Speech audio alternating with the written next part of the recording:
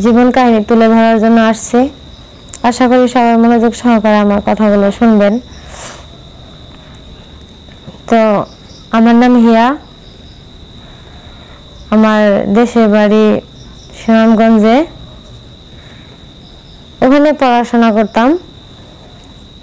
আমি মধ্যবিত্ত ফ্যামিলির একটা মেয়ে, 4 ভাই বোন আমরা। তো আমি ওখানে গ্রামে পড়াশোনা করতাম। করার পরে অনেকদিন ক্লাস 5 পাস করার পরে আমার মার এক চাচাতো ভাই, তারা ঢাকায় থাকে, ঢাকায় বসবাস করে, ভালোই অবস্থাশালী, বড় লোক। তারা ভালোই বড় লোক, আমার মা চাচাতো ভাই। তো সে একদিন আমাদের এখানে বেড়াতে আসে, প্রায় বেড়াতে আসতো। আসার পরে আমাদের মামা হয়, মানে আমার মারে এমন ভাবে দেখতো মনে হয় খুব আপন ভাই বোন, এক মার পেটের তারা, এরকম সম্পর্ক তাদের। মা আমার মামা বলতে অজ্ঞান, আর আমার মা ও ভাই বলতে অজ্ঞান।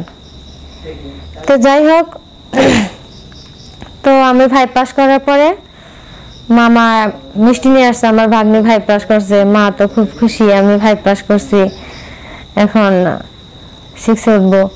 তো মামা আমারে অফার করলো, মেয়ে মেধাবী, তো আমি তোমার মেয়েরে ঢাকায় পড়াশোনা করো। আমার মারে বলতেছে মামা যে তোমার মেয়েরে ঢাকায় পড়াশোনা করো, ও আরো ভালো করবে। তো আমার মা বাবাও চাইতো যেন আমি পড়াশোনায় খুব একটা এগিয়ে যাই। তারপরে মামা এটা বলার পরে আমার মা কয় যে ওইখানে তো আমাদের কেউ নাই। পরে মামা বলতেছে, এই কেউ নাই মানে আমি কি, আমার কেউ নাই বলতে পারলি? তো মা বলে, ওহ তুমি তো আছোই, তুমি তো থাকো বাইরে। আমার মামি আছে একজন,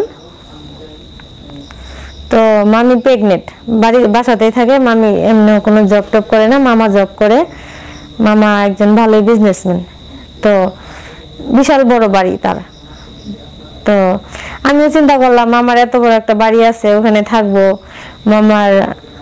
মামার সাথে মামা আমার স্কুলে দিয়ে আসবে, নিয়ে আসবে, কত সুন্দর একটা আমরা তো মধ্যবিত্ত, তারা বড় লোক। তো তার সাথে মা বললো যে আচ্ছা ঠিক আছে ভাইয়া, নিয়ে যাও তোমার সাথে। তো 5 পাস প্রোগ্রামে করলাম।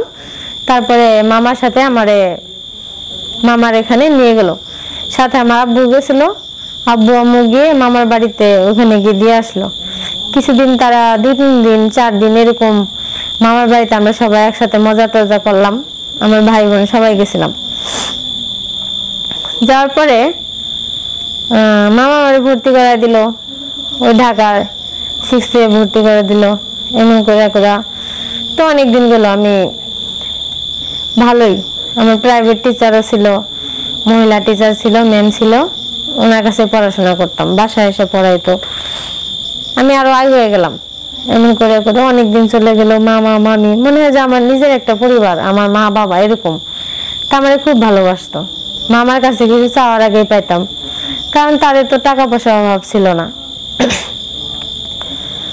এভাবে আমার বয়স 15-16 এরকম হয়ে গেল। আস্তে আস্তে আমি বড় হলাম, অনেক কিছু বুঝতে শিখতেছি, জানতেছি। তো বাসায় মামি তো তখন বাচ্চা হয়েছে, তো বাড়িতে 2টা কাজের মেয়েও ছিল। কাজের মেয়েগুলো আমার মতোই অল্প বয়স, খুব অসহায় অবস্থায় ছিল। তা মামি তাদের নিচে কাজ করার জন্য, যে সহযোগিতাও করতে পারবো বা তার মেয়েগুলা 2টা টাকা ইনকামও করতে পারবো। সেই কারণে মামি আবার খুব ভালো মনের ছিল, মামাও ছিল, কিন্তু তার ভিতরে আস্তে আস্তে কেমন জানি অন্যরকম একটা কিছু দেখতে পাই।